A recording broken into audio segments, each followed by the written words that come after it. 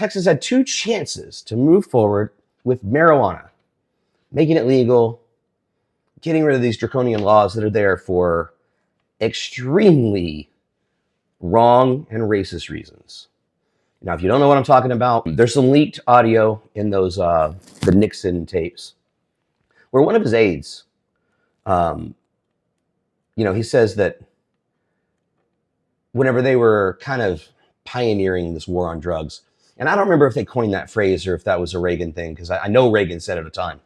But when they were sort of starting this posture that we've currently got on drugs, they said that with marijuana, they were going to make the Mexicans look violent, and they were going to say that it makes black people rape white women, and that would be bad enough that white people would be scared. We would get scared, and we would say, keep that stuff away, make it illegal, call it devil's lettuce, whatever you got to call it. Meanwhile, smoking kills hundreds of thousands every year. Drinking kills tens of thousands every year. Marijuana kills 0 every year. 0. Also, as far as African Americans and white people, we smoke marijuana at exactly the same percentage, right? The same percentage of white people as the percentage of black people smoke marijuana or enjoy marijuana products. My governor and my lieutenant governor, who's really the problem right now, they just said they'll never consider it, because why would they want all of us to feel better? We've been trying to do some marijuana reform. We're moving slowly. We're looking at the consequences. Other states have kind of moved kind of quickly to full legalization. That's what I prefer, but I don't mind moving slowly as long as you keep making progress. So this year, the Senate chose to stand still. We didn't do anything. So there were two sensible measures that came out of the House. One, it would add chronic pain to the list of medical conditions for which one could get legal marijuana or mild cannabis products is what the bill said. I actually don't remember what they quantified mild to be. And the other bill, it would have taken an important step here. It would have made recreational weed use a much smaller penalty. And the possession of a small amount, it would be akin to a traffic ticket. Well, that's great. So, it is still federally illegal. I get that. If you as a state don't want to stick your neck out there and say, well, we're not following you, feds, okay. I mean, of course, the red states are the ones who are all states' power, states' rights, or whatever. But that's fine. You don't want to do that. But you could at least lessen the penalty on your state and your local levels.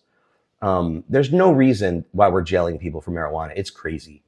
It's crazy. We should honestly lock up the cashier at a 7-Eleven for selling cigarettes before we'd ever think about locking up somebody for marijuana. And of course, I don't mean the cashier should be arrested. They're just doing their job, of course. I'm just kidding about that. But for real, we're going to have legal tobacco that's going to kill hundreds of thousands every year. And I can't use marijuana.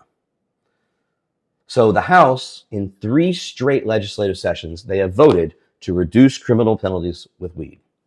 It gets bipartisan support and bipartisan public sentiment. I think the public's close to like 70% now. We all want this thing just to be done. And then the Senate reflects Lieutenant Governor Dan Patrick. Dan Patrick. They don't get committee hearings because Dan Patrick doesn't let them. Honestly, we don't even know if a majority of senators approve or oppose because they don't get to vote on it because he runs it and he gets to decide.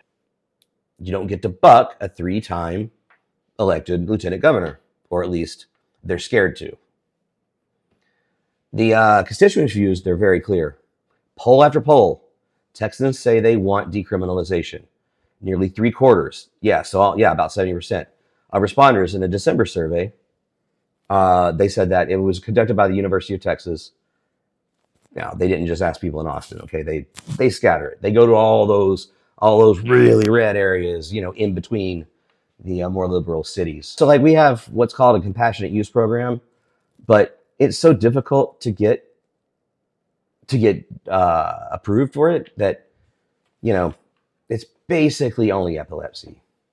Which, look, it's great. If it helps somebody with epilepsy not have seizures, I'm all for it. Let them have it. But, I mean, I can tell you right now, it also solves back pain.